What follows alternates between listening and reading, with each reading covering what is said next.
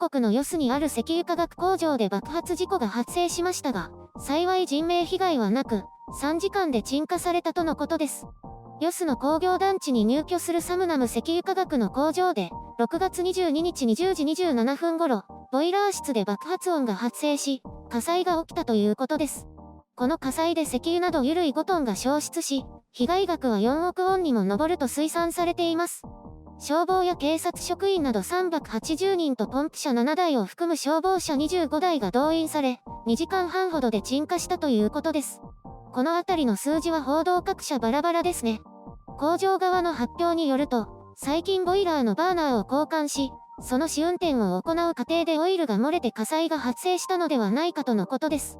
警察と消防はこれから被害規模の把握と火災原因を調査するとのことです。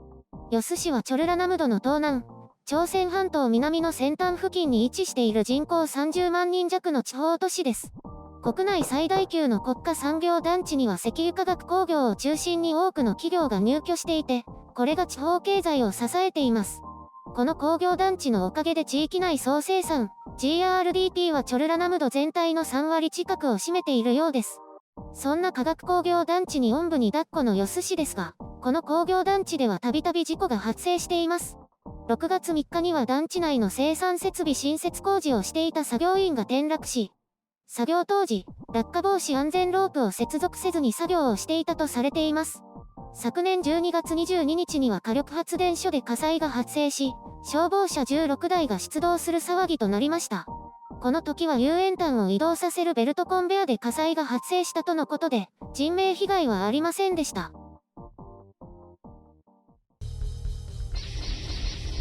編集所管。今回火災が発生したサムナム石油化学ですが、三菱ケミカルが 40% 出資していますね。テレフタル酸、TPA という物質を専門に生産しているメーカーで、主にペットボトル、フィルム、工業プラスチック、医療などの原料になるそうです。この工場だけで年間150万トンという生産能力があり、これはほとんど輸出されていると思われます。中堅ですが、この2年間の決算を見ても好調のようですね。ホームページを見れば安全対策も行っているということで、単体で見ればそれほど危険な感じではありません。ただ、何せ韓国自体こうした工業団地、韓国では産業団地と呼ぶ方が一般的なようですが、ここでの事故が多いもので、どうしても多いというイメージがつきまといますね。報道では6月初めにも転落防止ロープをせずに作業して転落死が起きたということです。これはもうかける声がありません。工事業者の安全対策ってどうなってるの？あれ、調べてみるとクムホ B&P 化学という会社でも2月に転落防止装置をつけずに作業していて作業員が亡くなっているじゃないですか。この人は触媒の中に転落してしまったらしく、安全装置は本人が熱いからと外したとか。何これ？報道によると、転落後2時間救急などには連絡せず、しかも事故当初は安全装置をしていたと発表。結局手遅れになって亡くなったようですね。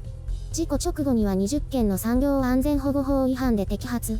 6月の調査後は工場長、法人、下請け会社社長を起訴。まあこういう人たち、韓国を代表する企業がこのような安全対策レベルなんですよ。ちなみにここには新日鉄が出資しているとか。こうして色々と見ていると、今回の火災が本当に小さなミスで小さな被害で終わっただけなのかというのも疑いたくなりますね。ヨスのような国家指定された団地は住居エリアとは距離が空いているそうなんですが、指定されていないところは街中にあるそうです。地域としては稼ぎ頭なので大きな声を出せないのかもしれませんが、これではちょっとね、はっきりと声を上げるべきだと思います。つい先週には近隣地域と合同で行われた協議会で、今年は化学事故のない元年になるように努力する、と言ったばかりでこの火災事故。住人だったら呆れてしまいませんか？化学災害合同防災センターなるものがあるそうですが、本当に機能していないようですね。もうどうしようもないんでしょうが、安全対策イコール費用対効果悪化という方程式をいつまで採用しているのかと思います。このクムホなんとか、略して KPD だそうですが、ホームページだけですね。いかにもなことが書き並べてあって、全然やってないという。最初の火災事故を起こしたサムナム石油化学もどうせこうなんだろうなと思ってしまいますね。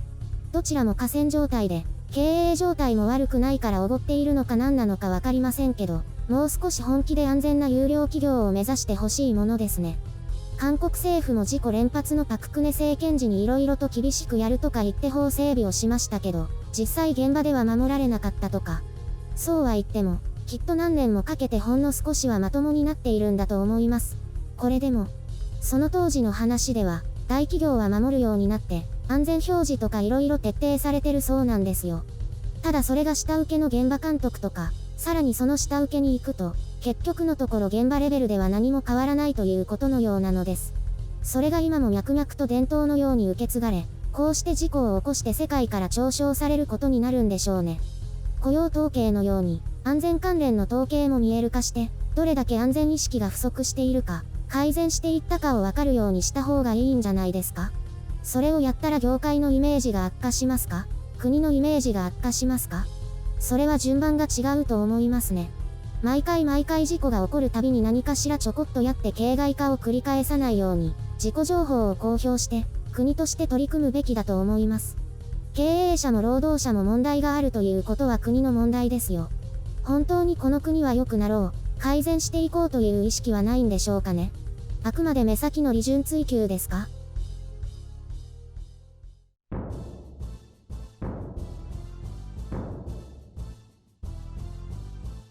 ビープ音用意したので、これからは暴言は放映されません。ビープ音って、P 音のことですか？そうです。キム・ヨジョンの悪口を言ったりしたら P が鳴ります。じゃあこれで安心ですね。いや、これは安全対策の一環だから、現場レベルでも注意してください。そっちでやってくださいよ。いろいろ考えるのが面倒です。それじゃあ韓国の安全管理と同じじゃないですか。一緒にされた。ひどい。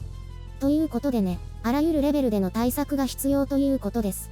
なんでこんな変な脚本にするんですか？まるで私ができない子みたいじゃないですか。でも一番韓国の現状が伝わりやすいと思うけど。ゴキブの話でよかったんじゃないですか？それ苦情来たから。今のも P 入ったから。すみません。最近の2つの動画でビープ音入れるの面倒だから入れなかったら YouTube にこっぴどく叱られましたからね。もう繰り返しませんよ。さすが、韓国の科学系企業とは違いますね。比較しないで、嬉しくないから。面倒だけど総合的な結果のためにやる。これが真っ当な生き方です。それって間接的に韓国企業をバにしてません？その表現は良くないですね。取り組みを批判しているんです。今のは P 入りました？入りました。安全対策だから。厳しいですね。まるで検閲ですね。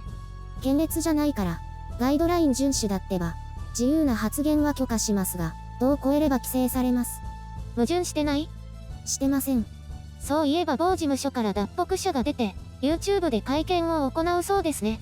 時間帯的にはこれが放映される頃には放映されていますね。あの人も某事務所を批判したら罵られるんですかね？言えないんじゃないの？北の睨みが効いているから。そこだけが注目です。あんまり言うとね、北のファンからいじめられるからこの程度にしておきましょうか。日本の言論も苦しい状況が続いています。いや、続いていないけどね。私は保身したいだけです。無駄な敵は作りません。だったら脱北者とか北とか言わなければいいのに。言い出したの白雪さんだから。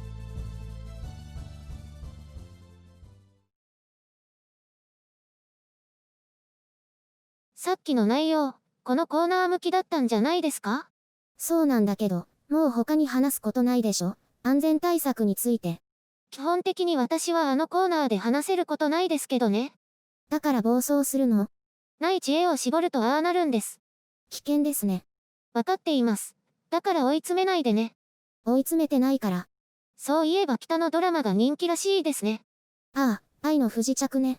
一応見ましたよ。面白かったですよね。まだ見られましたね。でも他のは無理でした。私も他のは無理でした。なんだか昔のベタなドラマみたいですね。昭和はそうでした？平成の話ですよ。やっぱりに来てからはどうでもよかったです。ネタバレしてますよ。P 入れておこう。ドラマ評論家としてはどうですか？長いとだれますね。あと、伏線は全部回収すると間抜けに見えます。無駄な伏線が全くなかったですね。運命を強調しすぎて陳腐です。そこが女子的にいいんですよ。中二病ストーリーじゃないですか。最近そういうのが流行ですよ。小説でそれやったらゴミじゃない？それは確かに。厳しいところをつきますね。あと、最悪なのは北朝鮮の生活賛美ですね。なんだかちょっと希望が持てましたけど、拉致された人もあんな生活できていればなとか。全体から考えて鬼レベルのフィクションなので、あれも空想だと考えてください。でもたくさん取材して事実に沿っているそうですけど。それをベースにフィクション化しているだけです。それも過度に。行きたければパラシュートで不時着してみればいい。ひえ、殺されます。北朝鮮は中国共産党と同じで最悪の政府ですよ。それを忘れてファンタジー脳になるという点では本当に最悪ですね。しょぼん。見る側も正気を保ってみてほしいです。こんな評価する人います？